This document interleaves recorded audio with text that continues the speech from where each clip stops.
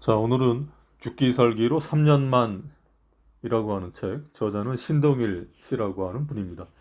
7년 연속 벤츠 판매왕 신동일의 죽기 살기로 3년만이라고 하는 책의 내용입니다. 이 책은 제가 잘 아는 어떤 분의 소개로 읽게 되었습니다. 출판된 지가 좀 되어서 알라딘 중고 서점에서 구입을 해서 지금 한 반 정도 읽었습니다. 저자 신동일 씨는 성균대학교 토목공학과를 졸업하고 두산중공업이라고 하는 대기업을 8년쯤 다니다가 퇴직하고 벤츠, 그러니까 우리가 잘 아는 그 BMW 벤츠라고 얘기할 때 그 벤츠라는 차의 세일즈로 성공한 인물입니다. 검색을 좀 하다 보니까 세바시라고 하는 프로그램에도 출연을 해서 세일즈 관련 강의도 하고 한 내용이 있는 것을 보니까 아마도 조금은 유명한 사람인 것 같습니다. 책 표지에 나와 있는 사진을 보았을 때는 첫 이미지는 일 참 잘하게 생겼다라고 하는 정도였습니다만은 책을 어느 정도 읽다 보니까 제가 공감할 만한 내용이 많았습니다. 오늘은 그 중에 일부를 뽑아서 함께 이야기를 해보고자 합니다. 첫 번째는 형 벤츠를 타야지 왜 벤츠를 팔려고 해? 라는 내용입니다. 필자가 신동일 씨가 두산 중공업을 사직하고 벤츠 세일즈를 한다고 하자 어느 후배가 신동일 씨에게 이렇게 말을 했다고 합니다. 아마도 이 후배는 세일즈라고 하는 것에 대해서 약간 격이 낮은 직업이라는 인식이 있었던 것 봅니다. 재판단에는 지방 사람들이 그런 경향이 강합니다.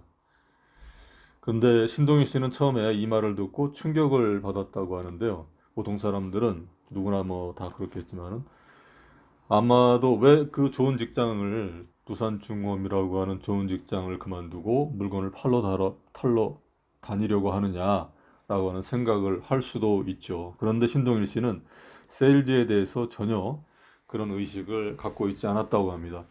그는 이 직업을 좀 더 성장시켜서 세일즈에 대한 어떤 격이 낮은 직업이라고 하는 이제 사회적인 인식을 바꿔야겠다라고 하는 그런 원대한 생각도 했다고 합니다. 사실 대기업이라고 하더라도 모든 기업의 업무의 본질은 사실은 다 영업입니다. 뭔가를 팔아야 되는 거죠. 그리고 또 팔릴 만한 물건을 만들어야 되는 거고요. 중소기업이든 대기업이든 가까운 뭐 마트든 구멍가게이든 간에 뭔가를 팔고 세일즈라고 하는 거는 우리 소위 말해서 먹고 사는 업의 본질이라고 저는 그렇게 생각을 합니다.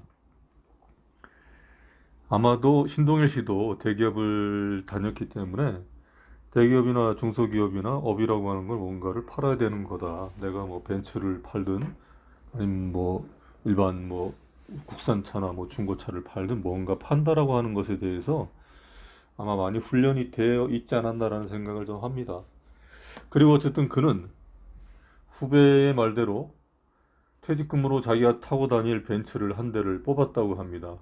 한 8천만 원 정도짜리를 뽑았다고 하니까 어, 요즘은 뭐 한 6천만 원, 5천만 원 좀 넘는 벤츠도 있습니다만은 어쨌든 신동일 씨가 산 벤츠는 8천만 원짜리였다고 합니다. 신동일 씨가 8년을 다니고 받은 퇴직금으로 샀다고 하는데 아마 상당 부분은 할부로 샀을 것 같아요. 왜냐면 그 당시 퇴직금이 얼마 안 됐을 겁니다.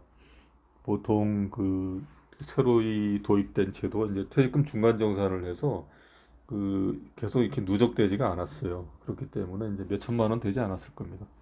어쨌든 그 제가 볼 때는 이런 행동은 대단히 멋있는 거죠. 저는 프로라고 하는 거는 이런 거라고 봅니다. 자기 자신의 신념과 자기가 만들어가는 세상에 대해서 확신이 있는 사람은 이렇게 과감한 투자를 합니다. 시간을 투자하든 돈을 투자하든 말입니다. 당시에 국내의 그 벤츠 영업사원들 중에서 직접 벤츠를 타고 다니는 사람은 국내에는 없었다고 합니다. 한 사람 정도가 벤츠 회사에 다니는 사람이 직접 벤츠를 타고 다녔다라고 하는데 신입사원이 벤츠를 직접 이렇게 뽑아가지고 타고 다니는 경우는 처음이었다고 합니다. 또 워낙 비싼 차니까 차량 가격도 뭐 싼 게 8천만 원, 비싼 거는 뭐 몇억 가죠. 유지비도 또 많이 들겠죠. 하지만 이제 벤츠를 팔려고 하면은 벤츠에 대해서 많이 알아야 되고, 그러려면 뭐 광고, 팜플렛이나 책이나 글로 공부하는 것보다는 자기 자신이 직접 경험을 해보는 것이 제일 좋은 방법인 것은 맞을 겁니다. 과감한 투자를 한 거고, 저는 이 투자가 신동일 씨가 7년 연속 벤츠 판매왕이 된 성공의 비결 중에 첫 번째라고 생각을 합니다. 자, 두 번째로는 용기는 62페이지 내용인데요. 용기는 고객의 호의를 이끌어낸다라고 하는 내용입니다. 저자는 63페이지에서 어떤 고객과의 만남의 과정을 상세하게 소개를 합니다. 상담을 위해서 대전에 내려가서 친절하게 상담을 하고 계약까지 이르렀는데, 그 고객이 차를 4월 15일 날 차를 인수받고 싶다고 했답니다. 그런데 신동일 씨는 그 자리에서 이왕 사실 거면 오늘 사시면 안 되겠습니까? 날짜를 오늘로 앞당겨 주시면 제 인생에 큰 도움이 될 것 같습니다라고 난데없는 말을 했다고 합니다. 처음 만나는 사람한테 그냥 차를 살 거면 오늘 사주세요 라는 말을 했다는 거죠. 사실인즉슨 그날 한 대를 더 팔면 분기왕, 분기의 세일즈 판매왕 자리에 오를 수 있었다고 합니다. 아마 4월 15일이라고 하니까 아마 3월 말 정도 됐을 것 같아요. 그러니까 이제 1사분기의 분기왕 집계가 3월 말자로 되니까 용기를 내서 말은 했지만 사실은 워낙 고가의 차이기 때문에 내심 큰 기대를 하지는 않았다고 합니다. 그런데 그분이 흔쾌히 승낙을 했고 신동일 씨는 그 분기의 분기왕이 되었다고 합니다.